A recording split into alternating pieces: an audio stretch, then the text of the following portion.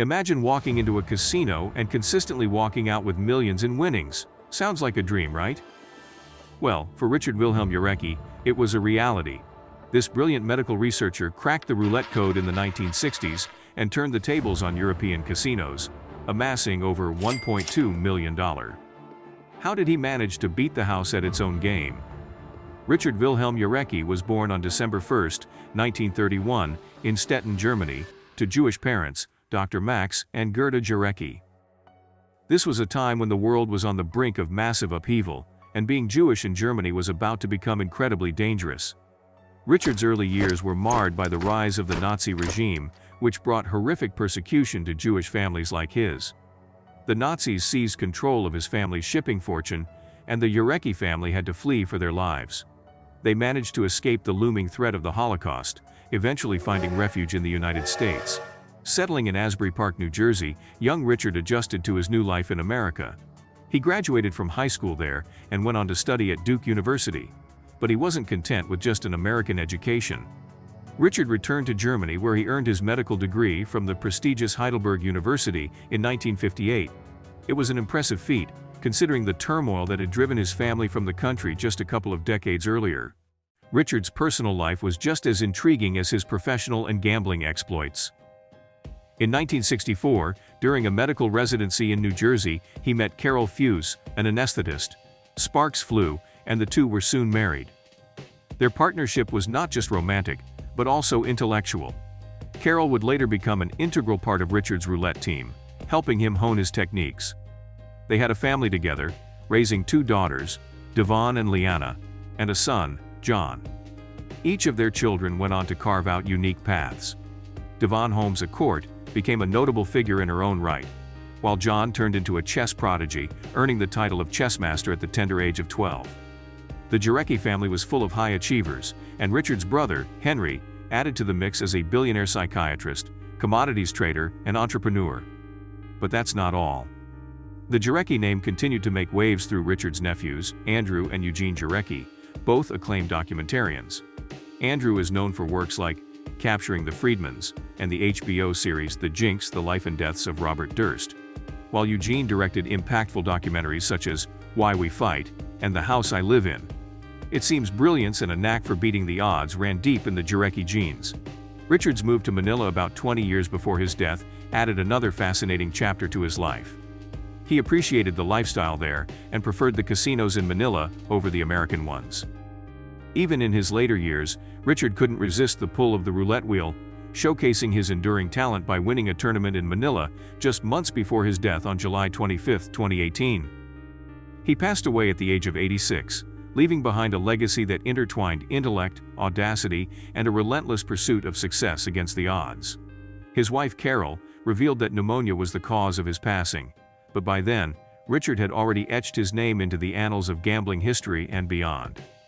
Richard Jarecki wasn't content with the notion that roulette was purely a game of chance. He saw patterns where others saw randomness.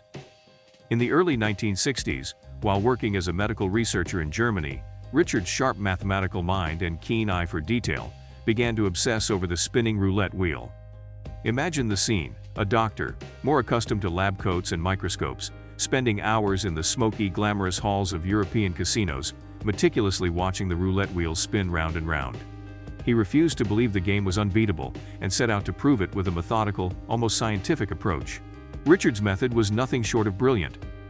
Alongside his wife Carol and a small team of trusted allies, he embarked on an exhaustive journey of observation. They would sit at the roulette tables for hours, sometimes even days, recording the outcomes of over 10,000 spins on a single wheel.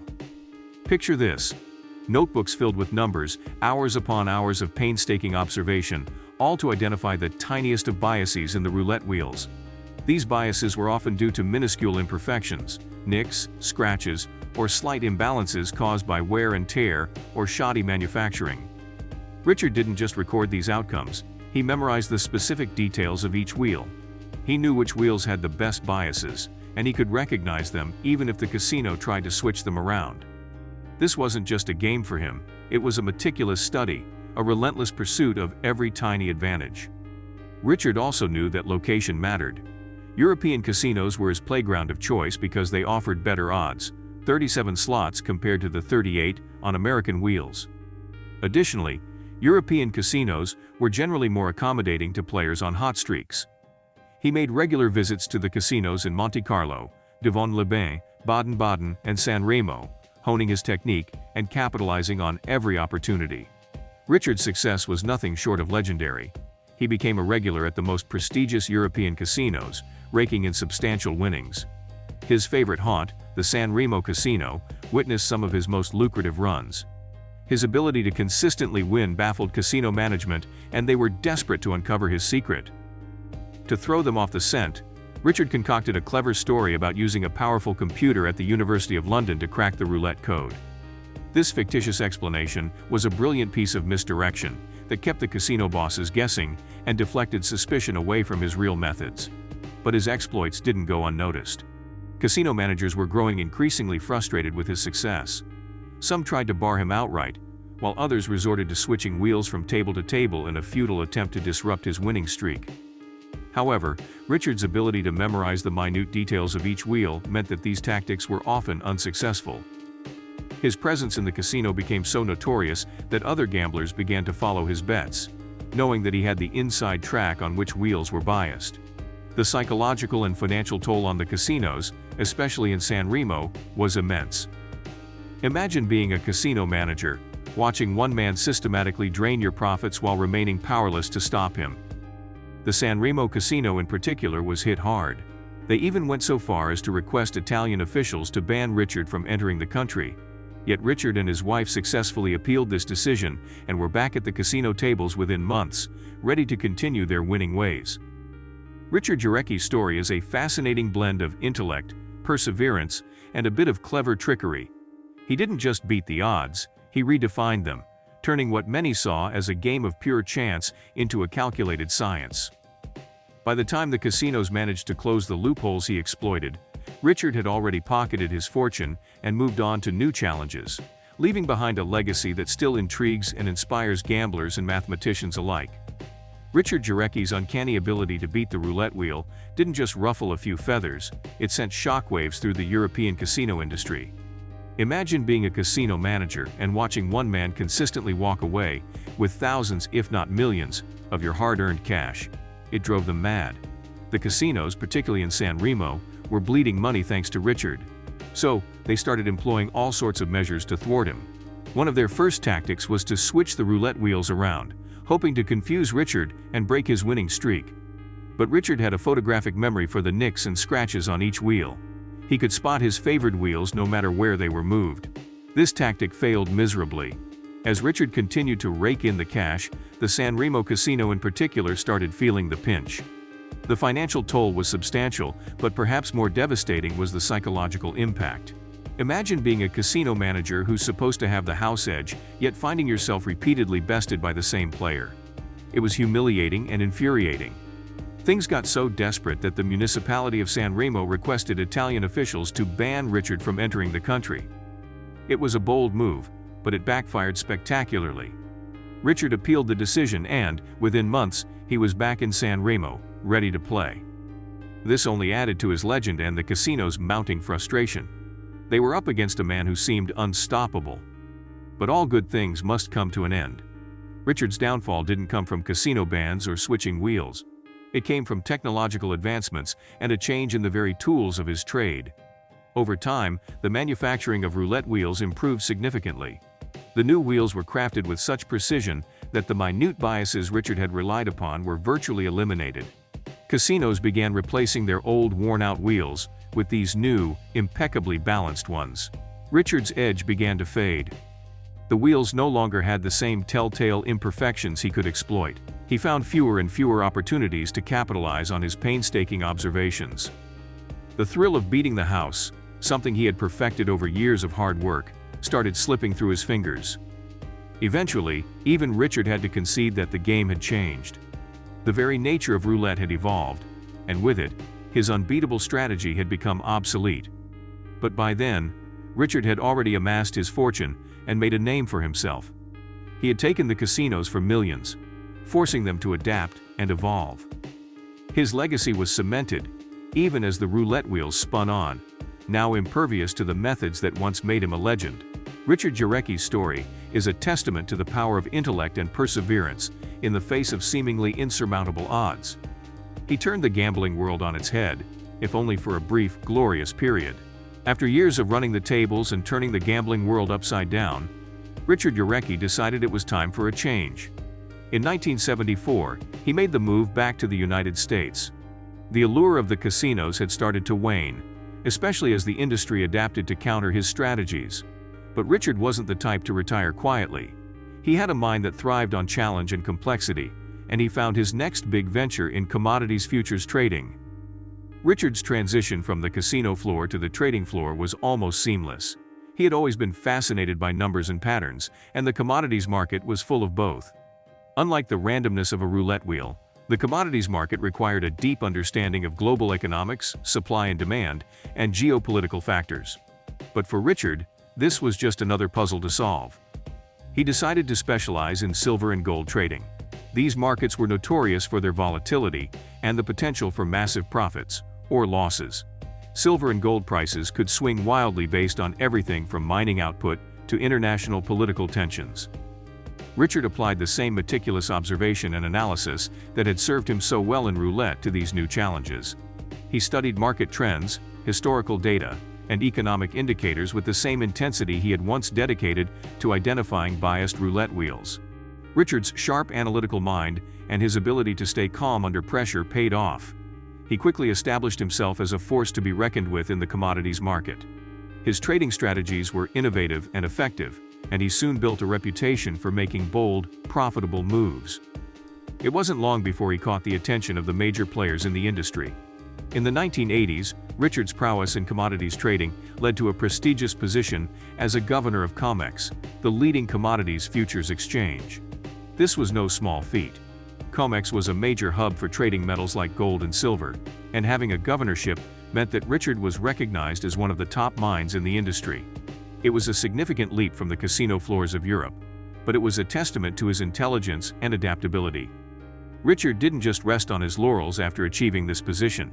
He continued to trade actively, always looking for new opportunities and strategies. His ability to predict market movements and understand the underlying factors driving price changes kept him ahead of the curve. Just as he had once memorized the flaws in roulette wheels, he now memorized market patterns and economic signals, always staying one step ahead of his competitors. Throughout his trading career, Richard balanced his professional success with a rich personal life. He and his wife Carol maintained their home in Las Vegas, a fitting base for a man who had made his name in both gambling and trading. Despite his high-profile career, Richard remained a family man, deeply involved in the lives of his children and grandchildren. Even as he shifted his focus to commodities trading, Richard never entirely left the world of gambling behind. He continued to visit casinos, playing both roulette and blackjack, always looking for that next big win. Casino owners, aware of his past exploits, sometimes approached him with partnership offers, hoping to leverage his skills for their own gain. But Richard always turned them down. As his wife Carol put it, he preferred to take money from the casinos, not give it to them.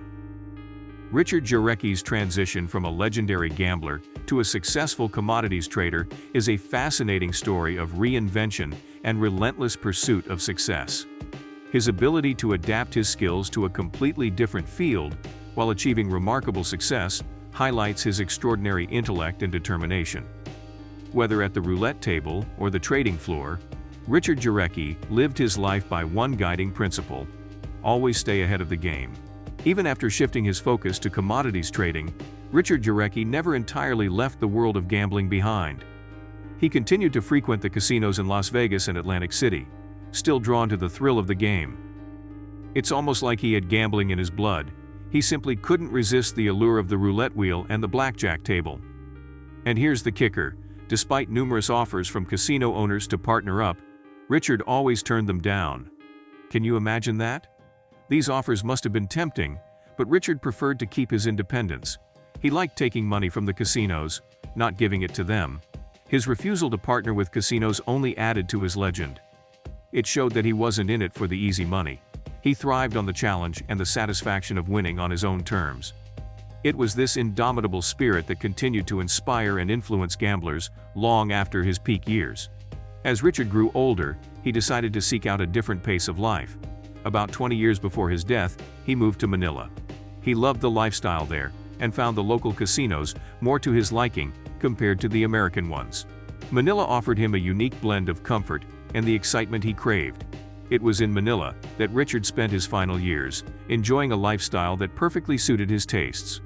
Even in his later years, Richard never lost his touch. In December, just months before his death, he participated in a roulette tournament in Manila and came in first. Picture that. At an age when most people are well into their retirement, Richard was still beating the odds and coming out on top. It's a testament to his enduring skill and passion for the game. Richard Jarecki passed away on July 25, 2018, at the age of 86. The cause was pneumonia, but by then, he had already cemented his legacy. He had lived a life full of extraordinary achievements and incredible adventures, leaving an indelible mark on the worlds of gambling and trading. His story is a fascinating journey of intellect and daring, from escaping Nazi Germany to outsmarting the best casinos in Europe, and finally making a significant impact in the commodities market. Richard's life was a remarkable blend of risk and reward, and his legacy continues to inspire those who dare to challenge the odds and strive for greatness. Richard Jarecki's story is a testament to the power of intellect and perseverance in the face of seemingly insurmountable odds. He turned the gambling world on its head, if only for a brief, glorious period. And though the casinos eventually found a way to regain their advantage, they could never erase the mark he left on their history. The tale of Richard Jarecki is one of brilliance, audacity, and the relentless pursuit of victory, no matter the cost.